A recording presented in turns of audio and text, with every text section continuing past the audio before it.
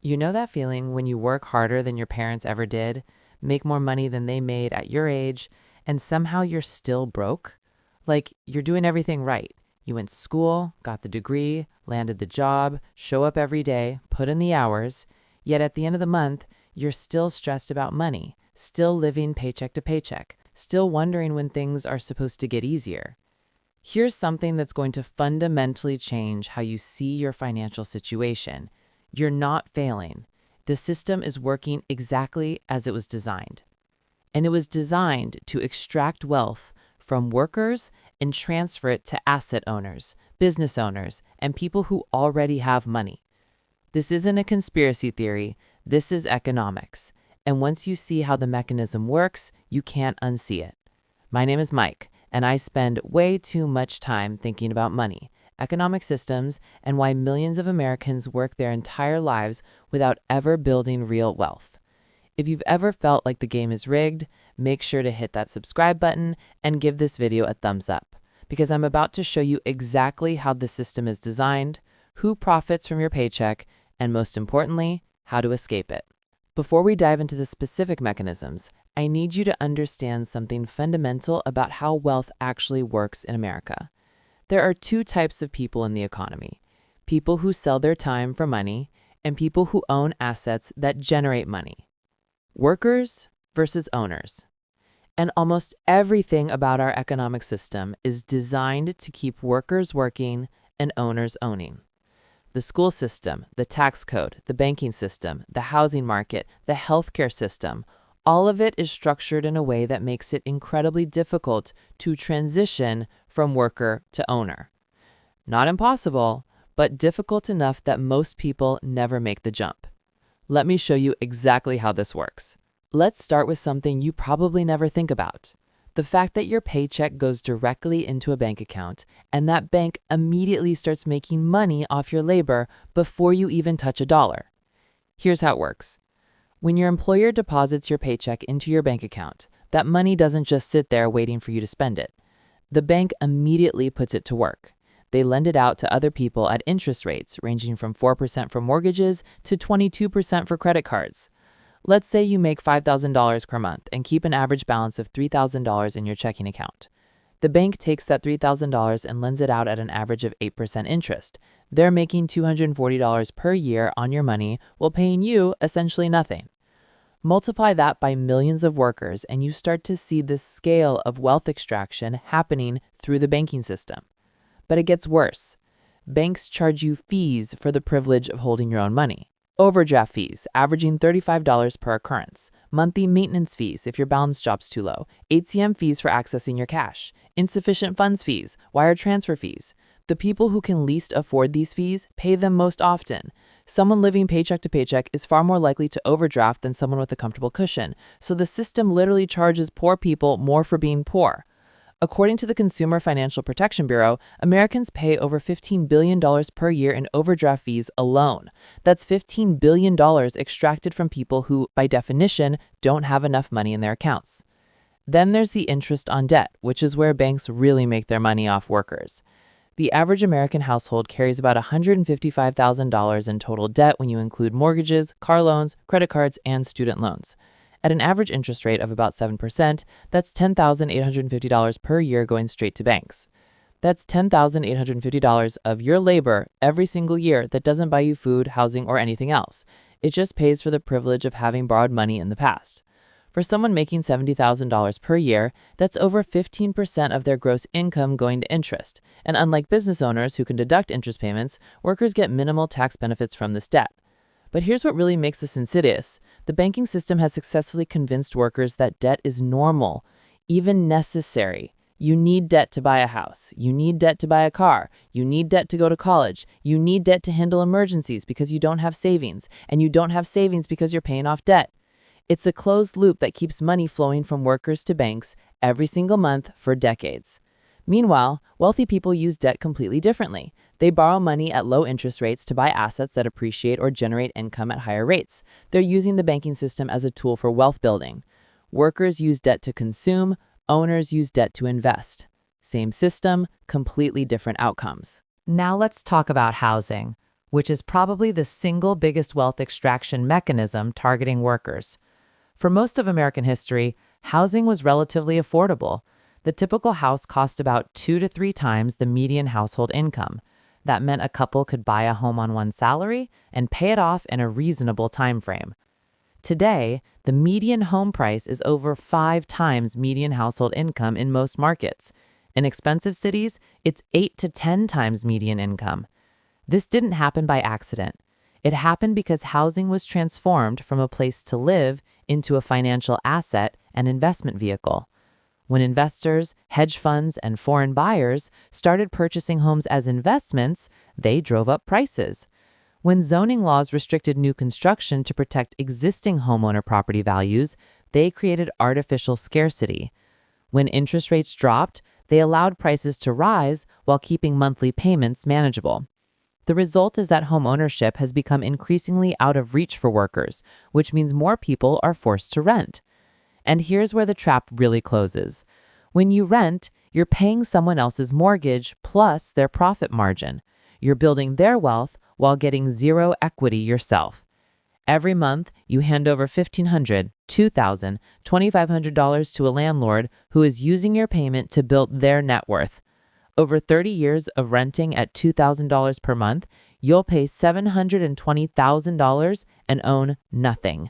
Someone who bought a home with a mortgage will have paid roughly the same amount, but will own an asset worth potentially millions, depending on appreciation.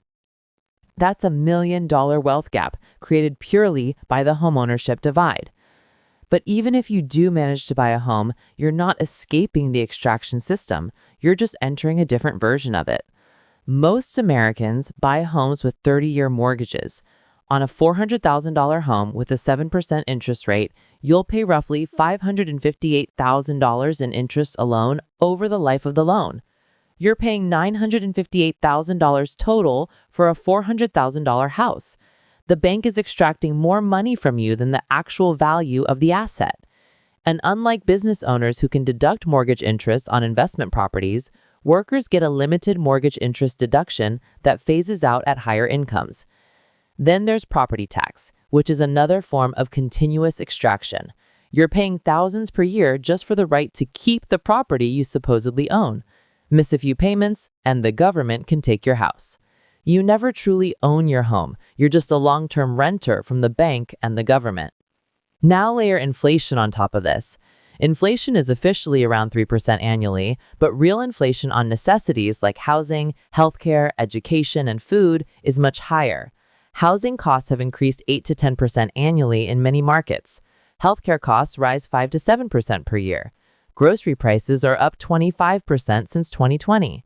Meanwhile, wage growth averages 3 to 4% annually for most workers. Do the math. Your costs are rising faster than your income, which means even if you're getting raises, you're falling behind in purchasing power.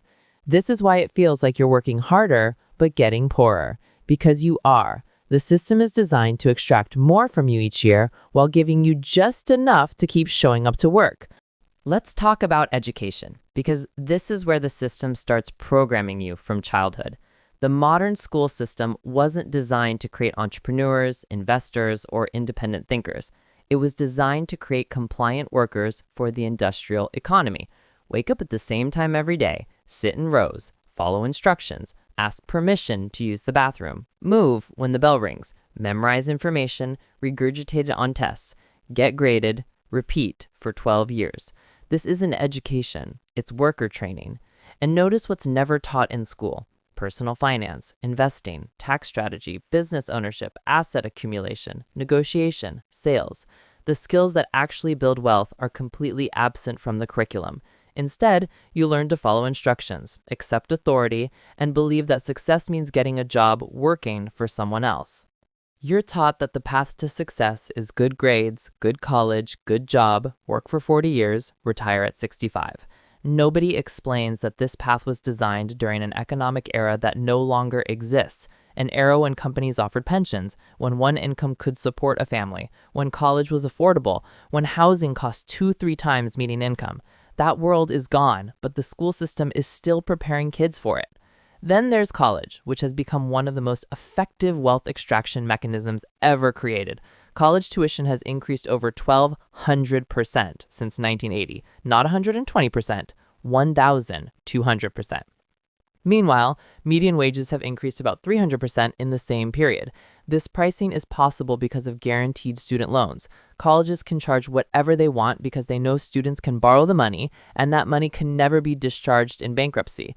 Think about that. Student loans are the only form of debt that follows you forever. You can declare bankruptcy and discharge credit card debt, medical debt, even mortgages. But student loans, they'll garnish your wages, take your tax refunds, and chase you until you die.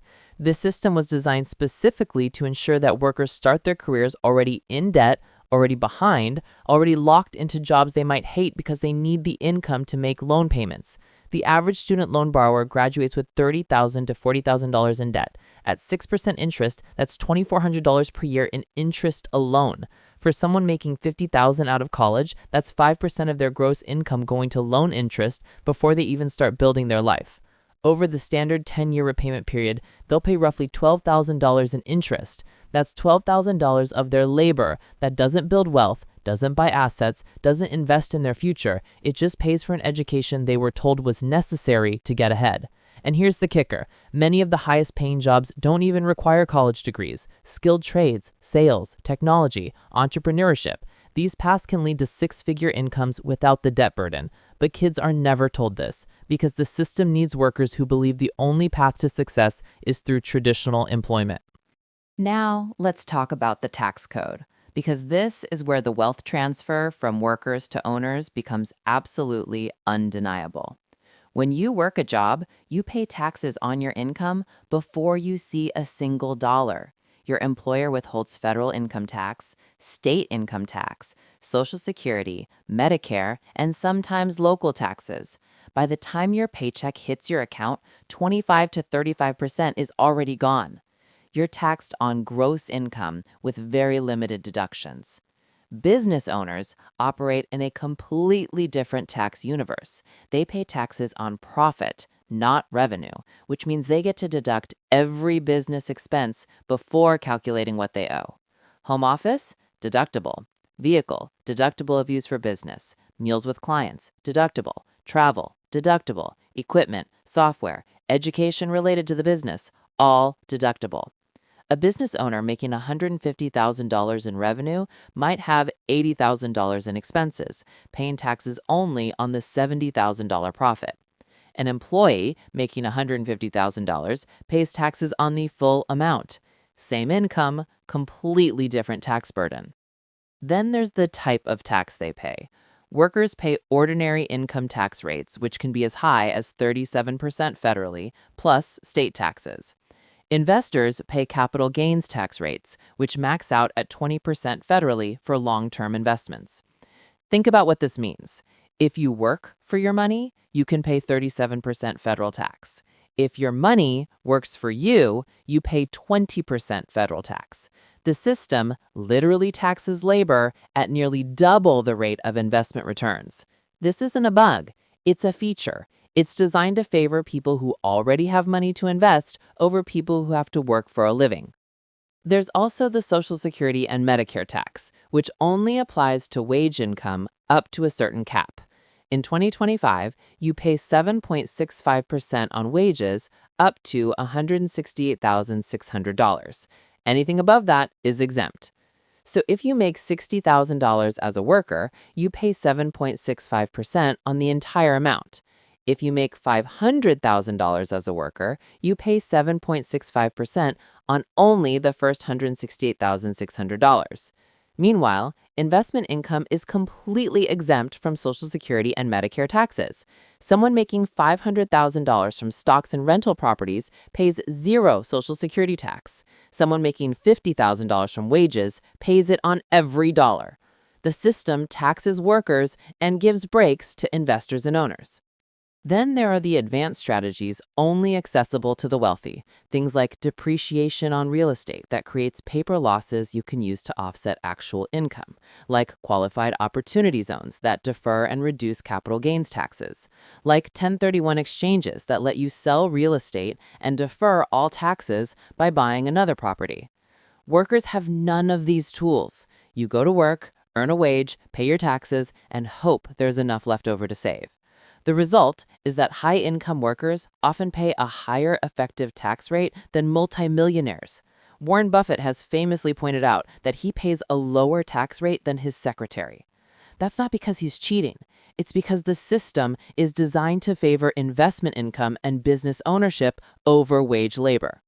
Now let's talk about how wealthy people use all of these mechanisms to accelerate their wealth while workers struggle. The fundamental difference is this: workers trade time for money. Wealthy people use money to make more money. When you have capital, you can invest in assets that appreciate or generate income: real estate, stocks, businesses. These assets grow in value and produce cash flow while you sleep. A worker making $100,000 per year has to show up and work 2,000 hours to earn that money. Someone with $2 million invested at a 5% return makes $100,000 without working a single hour. Same income, completely different lifestyle. But it gets more sophisticated than that. Wealthy people use leverage. They borrow money at low interest rates to buy assets that generate higher returns. For example, they might take out a mortgage at 6% to buy a rental property that generates 10% returns through a combination of rental income and appreciation. They're using the bank's money to build wealth and the tenant's rent payments to pay off the loan. A worker uses debt to consume. An owner uses debt to acquire assets. Wealthy people also use business ownership to convert personal expenses into business deductions. That luxury car, it's a business vehicle. That home office, business expense. That vacation to a conference, business travel. That dinner with a friend who might become a client, business meal. They're living the same lifestyle as high-income workers, but paying significantly less in taxes because they've structured their life around business ownership. Then there's asset appreciation and the tax code benefits around it. If you own stocks or real estate, you only pay taxes when you sell. Until then, your wealth can grow tax-free indefinitely. And when you do sell, you pay the lower capital gains rate, not ordinary income tax rates. Even better, if you die with appreciated assets, your heirs get a stepped-up basis, meaning they inherit the assets at current market value and owe zero capital gains tax on the lifetime appreciation. A worker pays taxes every single year on every dollar earned. An investor can build millions in wealth and never pay taxes, if they structure it correctly. There's also the network effect. Wealthy people have access to investment opportunities that workers never even hear about. Private equity deals, angel investments, real estate syndications, private lending. These opportunities often have minimum investments of $50,000 to $100,000 and require you to be an accredited investor, meaning you already have significant wealth. The highest return investments are legally restricted to people who already have money. Workers are limited to 401k plans with high fees and limited investment options, or public stock markets, where institutional investors have every advantage. And perhaps most importantly, wealthy people have time. Time to research investments, time to build businesses, time to optimize their taxes, time to network and create opportunities. Workers are exhausted from their jobs. They come home with barely enough energy to make dinner and watch TV, let alone build wealth. Time poverty is just as limiting as money poverty. The system is designed to keep workers working and owners winning. Let's talk about retirement, because this is where the wealth extraction really shows its long-term damage. For most of the 20th century, workers had pensions. You worked for a company for 30 years, retired, and received a guaranteed monthly payment for the rest of your life. The company bore all the investment risk. If the pension fund underperformed, that was the company's problem, not yours. You got your payment regardless. Then, starting in the 1980s, companies systematically dismantled pension plans and replaced them with 401k accounts. This was marketed as giving workers more control and flexibility, But what it actually did was transfer all the investment risk from employers to employees. Now you're responsible for contributing enough. You're responsible for choosing investments. You're responsible for managing the account. And if you mess up or the market crashes right before you retire, that's your problem. The company no longer has any obligation to fund your retirement beyond whatever match they offer, which is typically 3 to 5% of your salary. This shift saved corporations trillions of dollars and transferred massive risk to workers. But it gets worse when you look at the fees. Most 401k plans charge expense ratios of 0.5% to 2% annually. That might not sound like much, but over 40 years of investing, those fees can consume 20 to 30% of your total retirement savings. On a $500,000 retirement account, that's $100,000 to $150,000 going to fund managers instead of your retirement. Workers have almost no ability to negotiate these fees. You're stuck with whatever plan your employer offers. Meanwhile, wealthy people with private investment accounts can access the same funds for a fraction of the cost. Then there's the contribution limits. In 2025, you can contribute up to $23,000 to a 401k if you're under 50. Sounds like a lot until you realize that wealthy people can contribute unlimited amounts to businesses, real estate, and other investments. The tax-advantaged retirement accounts available to workers have caps. The investments available to the wealthy don't. Social Security is another part of this extraction system. You pay into it your entire working life, and in return, you get a benefit that barely covers basic living expenses. The average Social Security benefit is about $1,900 per month. That's $22,800 per year. Try living on that. Meanwhile, the Social Security Trust Fund is projected to be depleted by 2034, which means benefits could be cut by 20 to 25% unless Congress acts. So workers are paying into a system their entire careers that might not even be fully funded when they need it.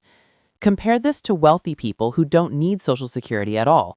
They have investment portfolios, rental income, business income. Social Security is irrelevant to their retirement.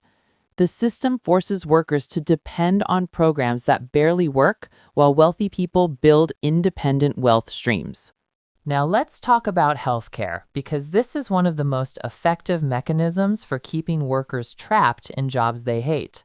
In most developed countries, healthcare is provided by the government or available independently of employment. In America, it's tied to your job. This wasn't always the case. It started during World War II when wage controls prevented companies from competing for workers with higher salaries, so they started offering health insurance as a benefit instead. What began as a competitive perk became a trap. Now, if you want affordable health insurance, you need an employer to provide it. Individual market plans are often 2 to 3 times more expensive than employer-sponsored plans. This creates what's called job lock. People stay in jobs they dislike, working for companies they don't believe in, tolerating bad management, because leaving means losing health insurance. Can't start a business. Too risky without health coverage. Can't take time off to retrain for a new career. Can't afford the gap in insurance. Can't negotiate aggressively for better pay because you might get fired and lose coverage. The healthcare system keeps workers compliant. It gets worse when you look at the costs. The average American family pays over $20,000 per year for health insurance premiums, and that doesn't include deductibles, copays, or out-of-pocket maximums. For a family making $80,000, that's 25% of gross income going to healthcare costs. That's money that can't be invested, can't build wealth, can't create financial security. Medical debt is the #1 cause of bankruptcy in America. Over 60% of bankruptcies involve medical expenses. You can do everything right, have insurance, work hard, save money, and one serious illness can financially destroy you. Meanwhile, wealthy people have concierge doctors, premium insurance plans, and the cash to pay out of pocket if needed. They're not one medical emergency away from bankruptcy. The healthcare system extracts massive wealth from workers while keeping them dependent on employers for coverage. Let's look at the numbers that prove working harder won't close the wealth gap. Since 1980, worker productivity has increased by over 60%. We're producing more value per hour worked than ever before in history. But wages have only increased about 17% when adjusted for inflation. So workers are creating significantly more value, but capturing almost none of the gains.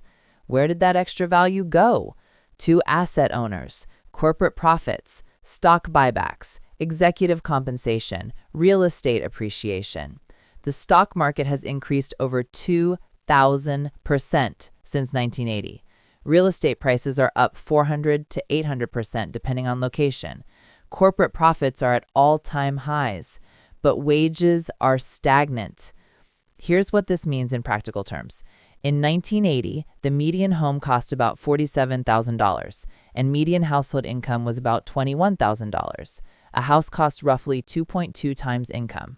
Today, the median home costs about $420,000, and median household income is about $75,000.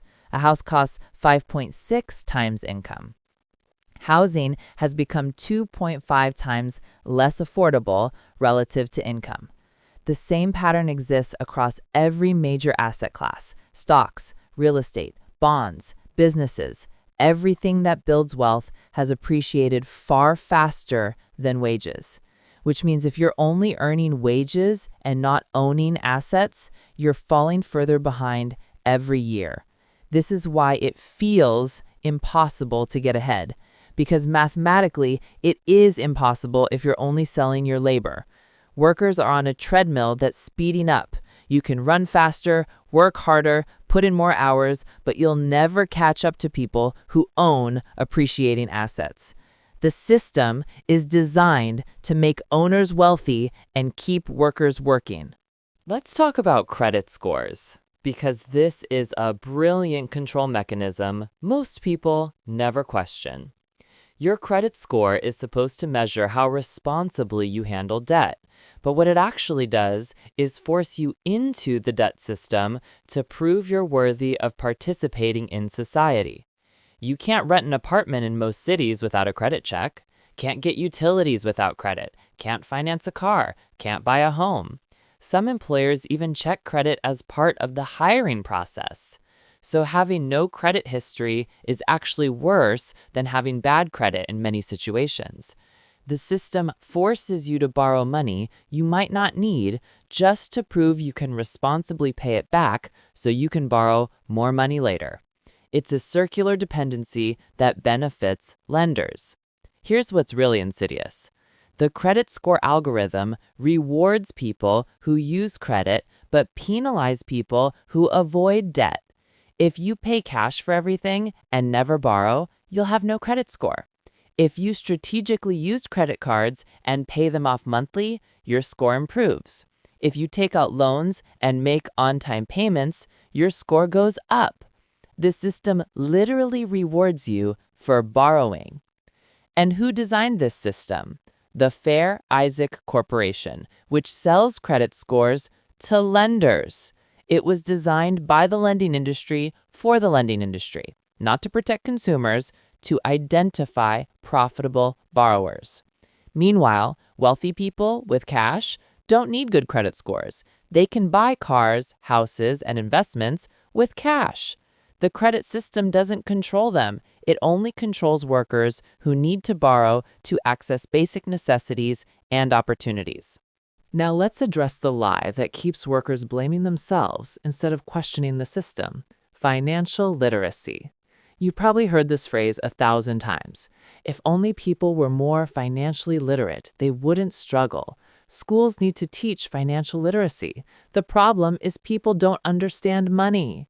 This narrative is everywhere, and it serves a very specific purpose. It individualizes a structural problem.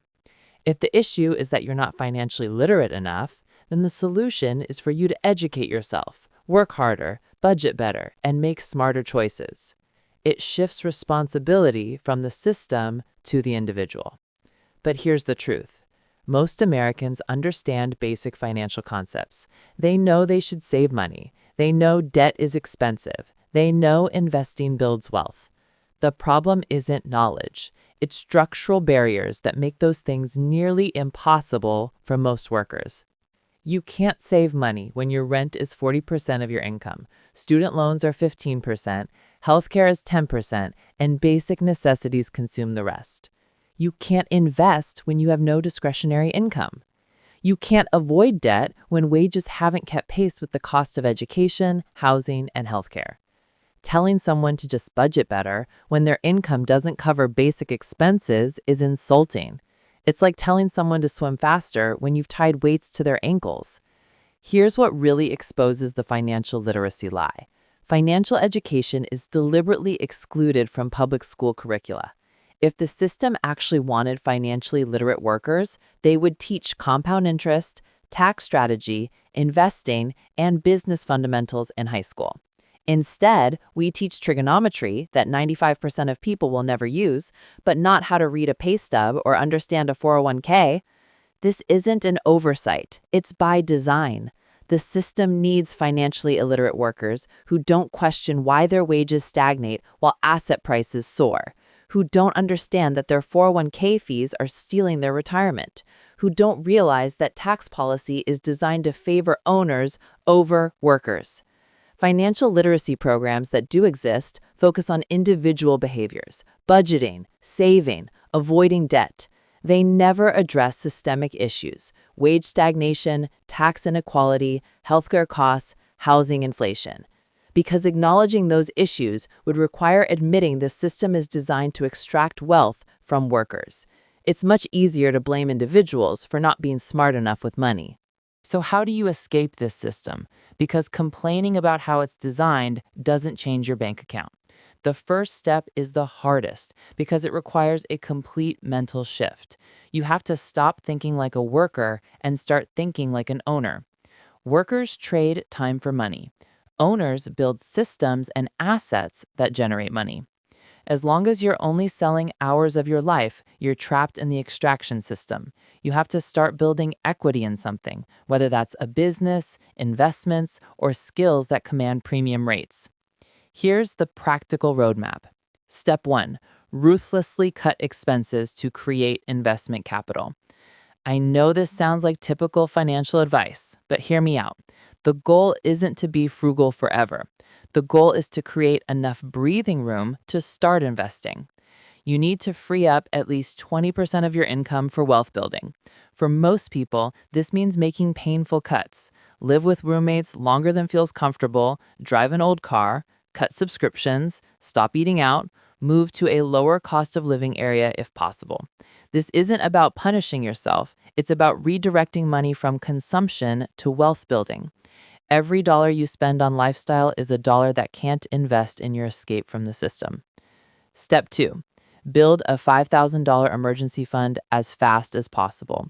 This is your buffer that prevents you from going into debt when unexpected expenses hit. Without this, you're one car repair or medical bill away from credit card debt that sets you back months or years. $5,000 isn't enough to cover every possible emergency, but it's enough to handle most of them without derailing your plan. Step 3, eliminate all high-interest debt. Anything above 7% interest needs to go immediately. Credit cards, personal loans, payday loans, these are wealth destroyers that make everything else impossible. Use the avalanche method. Pay minimums on everything. Throw every extra dollar at the highest interest rate debt first. This isn't optional. You cannot build wealth while paying 22% interest to credit card companies. Step 4, start investing with whatever you have left. Even if it's only $100 a month, start now. Time is your most valuable asset in wealth building, and you can't get it back. Open a Roth IRA if your income qualifies, invest in low-cost index funds, set it to automatic so you never have to think about it. The goal at this stage isn't to get rich, it's to build the habit and start the compound interest clock. Step 5, increase your income aggressively. This is where most financial advice fails. It focuses on saving and investing, but ignores the income side. If you're making $50,000 and saving 20%, that's $10,000 per year. If you increase your income to $75,000 and maintain the same savings rate, that's $15,000 per year. Same effort in terms of lifestyle sacrifice, but 50% more wealth building. Focus on skills that command higher wages. Learn to negotiate. Change jobs every 2 to 3 years to capture market rate increases. Build a side business if your job doesn't offer growth. Your income is your most powerful wealth building tool. Optimize it. Step 6. Transition from worker to owner as soon as possible. This is the ultimate escape from the extraction system. You need to own something that generates income or appreciates in value. This could be rental real estate, index funds, a business, intellectual property, digital assets. The specific vehicle matters less than the principle. You're shifting from selling time to owning assets. Start small. Maybe it's a rental property purchased with an FHA loan and a 3.5% down payment. Maybe it's a side business that generates $500 per month. Maybe it's maxing out your investment accounts and letting compound interest work. The goal is to reach a point where your assets generate meaningful income independent of your labor. Step 7. Learn to use the tax code like wealthy people do.